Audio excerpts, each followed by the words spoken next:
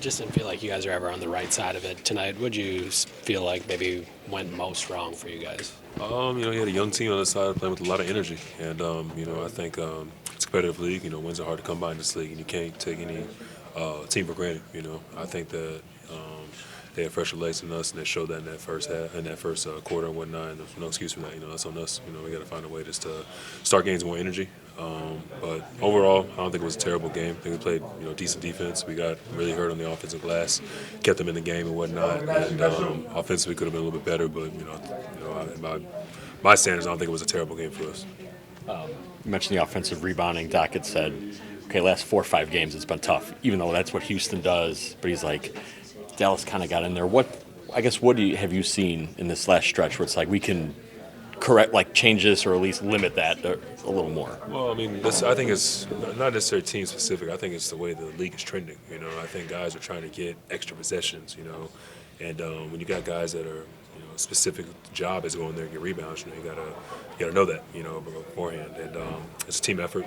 Rebounding and whatnot. I think takes the bigs. You gotta take the guy out the play, and then the guards coming to grab it, or vice versa. So I think we got to be a little more attention to detail. They were playing a lot of zone as well. I think it's kind of hard to, at times, rebound out of zones, but there's no excuse in this league. I think it's a league trend where everybody's crashing the glass a lot harder. Second game this year that you guys have played without Giannis. Obviously, he has the highest usage rate on your team. On the nights where he's out, what have you guys maybe learned about what you guys need to try to get done offensively? Ball movement is paramount in this league, man. The ball can't stick. When you got someone who's scoring 30, 40 points a game, you got to be able to make that up, with depth. It can't just be one individual person out there scoring 20 or 30. It's a ball movement league. Continue to keep the ball hopping. As the ball gets to the next side, you got to be able to get to the paint. Great.